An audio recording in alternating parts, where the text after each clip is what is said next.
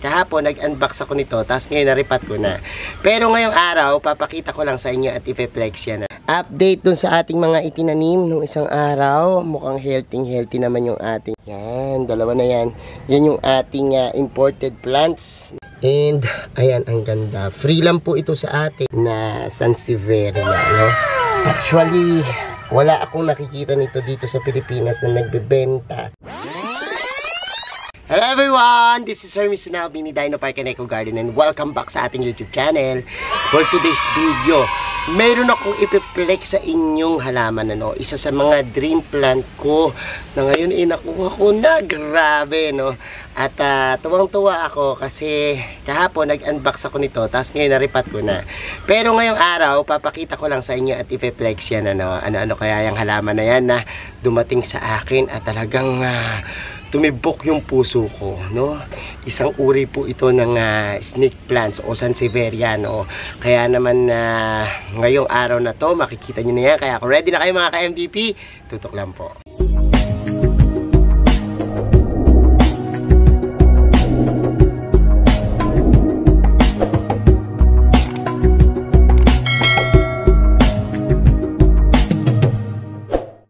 And we're back mga ka-MDP at narito ngayon tayo sa koleksyon ko ng aking mga variegated snake plants o Sansevieria. At nandyan na po yung aking talagang inaasam-asam dati pa, no? At ngayong nasa akin na yan, tinitingnan ko kung paano ko siya aalagaan talaga, no? Kasi kakaiba yung hugis talaga nito. Pag nakita nyo itong halaman na to, talagang matutuwa kayo at mapapahanga dahil kakaiba talaga yung hugis nito, no? At kakaiba yung itsura niya. So, pakita ko muna sa inyo kasi kanina nag-maintain ako nung mga ilang plants natin. Pakita ko na rin sa inyo yan, yung ating mga nilinisan na collection para sa gayon, bigyan ko rin kayo ng iba pang care tips, ano, para sa pag-aalaga nitong mga gantong halaman. At ayan na nga po, nandito na tayo, no? Update dun sa ating mga itinanim nung isang araw. Mukhang healthy naman yung ating mga gold line na millionaire snake plants. Pero kanina, hindi ko maiwasan, ayan nga, maglinis, ano? Kasi itong aking yan patents, binrush ko po, ano, kasi ayan nga, meron pa nga natitira, ano, siguro mga 2 pasada to. Binrush ko siya ng dishwashing kasi meron siya kanyang tumutubong mga parang mga scale, no? At medyo alerto ako pag ganyan, kasi kapag halimbawang hindi mo yan nilinis, maaari pong dumami, no? Ang bilis pa naman dumami ng mga scale. So ayan, itong ating patents na napakaganda. I don't know kung kitongga o patents yung tawag sa kanya, no? Pero may pangalan niyang kitongga, alam ko, no? Tapos yung bonsel natin isa, yan, nilinisan ko na rin. Tsaka itong yan, yung yellow na yung golden something na yan, no? And yan yung mga nalinisan natin kanina kasi napansin ko, pag nagsimula po scale, parang ano lang yan, no? Yun, no? Isang piraso lang natudok na puti. Huwag na kayong mapakali pag may ganyan, kasi kung talagang love na love niyo yung plant nyo, lilinisin nyo yan, tanggalin nyo na kaagad, ano? Pag nakakakita ako ng ganyan, yan, alerto ko, no? Lalo na kapag ganito yung koleksyon nyo ng mga variegated, ano? Kasi usually pag mga common, hindi tayo nababahala kasi may mga katulad naman tayo mga plants niyan, tapos napaparami naman natin kagad. Yung mga ganito, ang tagal po nito mag-propagate, no? Kita nyo nga, itong isa ko na to na almost ilang taon na, no? Ang talagang tinagali. Yan palang nadadagdag na dahon, ano? At tingnan nyo yung ating Rorida na variegated. So siguro one of these day mag-spray naman ako ng insecticide, ano, kasi nung nakaraan fungicide yung ating in-spray. 15 days after mag-spray ako ng fungicide, nag-spray naman ako ng insecticide, ano, sa gayon maprotektahan sila yung insecticides para doon sa mga scale, sa aphids, yan, sa mga puti-puti sa millibugs na nagpupunta dyan sa ating mga sanse, matanggal Tapos after 15 days naman, nag-spray ako ng fungicide naman para naman po dun sa fungus kasi ngayong ulan ng ulan, importante na mag-spray niyan. And kapag nga nakakita ako ng medyo makapal yung dumadami na, tinatanggal ko muna at binabrush pero kung hindi naman masyadong grabe, okay na yan na hindi i-uproot pero kung grabehan na yung labanan yan, palit na kayo ng lupa tanggalin nyo na, uproot nyo na kagad yung inyong mga sansevieria at palitan ng lupa kasi maaaring malipat pa dun sa lupa, wala kayong katapusan yan, ganun pa rin yung cycle nyan. Linis kayo, balik, linis, balik para hindi na maulit yan and tingnan nyo naman to, grabe look, yung pinugutan natin before na sansevieria, syempre meron na pong umusbong at feeling ko variegated siya kitang kita ng mata ko kahit sa malayuan yung ating pinaka tumutubong runners o yung pinaka pops napapansin talaga na variegated na agad yan so na-excite ako kasi ito yung kinuhanan ko ng mga dahon na ang tumubo ay ganyan parang mga green lang. And baka dito sa pops, ito na yung iniintay natin na paglabas ng variegated na ganyang klase. So medyo kinakabahan ako kasi nadala ako pinagugupit ko talaga yung mga dahon yan, pinagtatanggal ko, tapos tinusok ko, yung pala bibigyan ako kulay green. Pero natutuwa rin na rin ako dahil nag-anak sila, at least may panibagong plants kaya lang yung disappointment na ang tutubo variegated parang nawala sa akin yung mga excitement nung nakikita ko ang tumutubo mga green lang. Pero this one, parang feeling ko ito na magbibigay sa akin ng anak na variegated. So ayan, and marami pang nangyayari dyan. So sa mga susunod, basta update ko kayo sa mga nangyayari dito sa aking mga collection pero pakita ko muna sa inyo, ayun na po siya. Yan, dalawa na yan. Yan yung ating imported plants na talaga namang napakaganda. Pakita ko sa inyo na malapitan isa-isa at tara simulan natin. So eto na yung ating wow, napakaganda yung ating Labranos meron pa yung number, lalagay ko na lang dito kung ano yung number. Love ek yan parang merong mga ganon.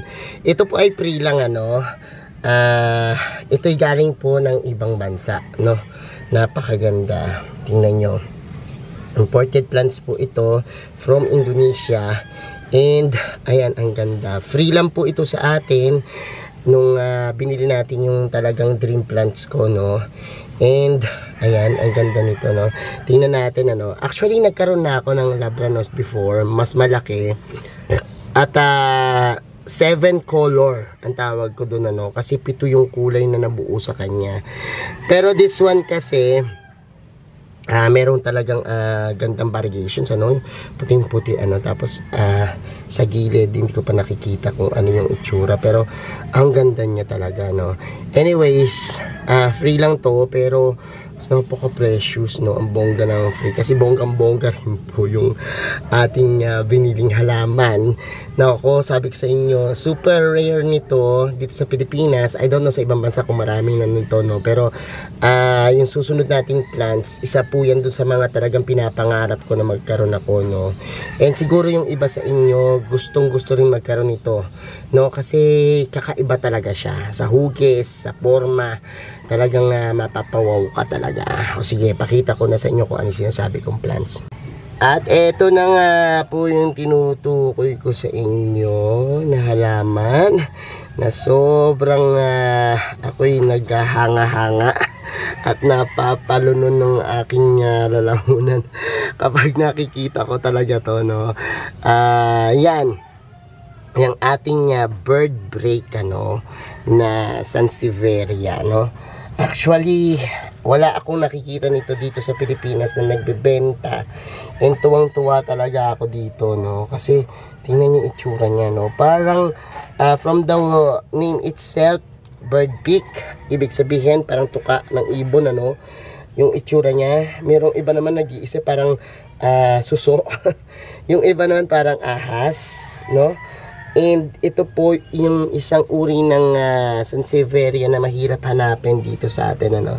Anyway, siguro yung iba meron na yung mga collectors lang talaga ng snake plants. And ayan siya, oh, look. Kita nyo. Ang ganda ng itsura, no. Talagang mapapawaw ka. At nung una ko tong nakita, talagang natutuwa ako, no. Kaya naghahanap ako, matagal na panahon din ako naghanap nito. Actually, pag sinearch mo siya as bird beak, no, na Sansevieria, ang onti nang lumalabas. Pero meron pang ibang name dyan, eh, no. I don't know kung ano pa yung mga name dyan, pero I think it's Bongay or Bongoy. Basta ganon yung mga pangalan niya. Pero yung iba, parang Chinese character, Taiwanese character, parang mga sulat-sulat inchik na salita, ano. Doon ko lang nakikita yung mga ganyan. Pero sabi ko nga, ito kasi meron siyang kakaibang talagang itsura, no, na talagang hindi makikita sa ibang snake plants tulad ng kanyang kulot na dahon, or actually kulot siya pero pakurba, no, pakurba yung tubo. May times pa nga dito na nagiging parang bilog to yung bola habang hindi pa siya lumalaki. Yung pagtubo niya pa lang parang bilog na bilog siya, no, nakakurba siya, naka-curve. So this one naman, ang ganda, oh, look. Ito kasi parang pamilya din ng Laurenti, yung kanyang snake plants, ano. Pero yung forma niya kasi, yun yung talagang tinitingnan, ano, yung kanyang pa-curve na itsura, no. So ito napakaganda pero medyo pricey nga lang, ano. Kung bibilin to, nagre-range to ng 20,000 pataas, ano. Yan yung kanyang presyuhan. And depende pa dun sa kanyang pagka variegated, tas depende rin sa kanyang forma, no.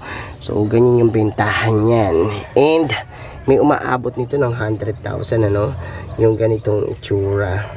Pero sabi ko nga, ang ganda nito kasi kapag meron ka nito, parang kakaiba, no.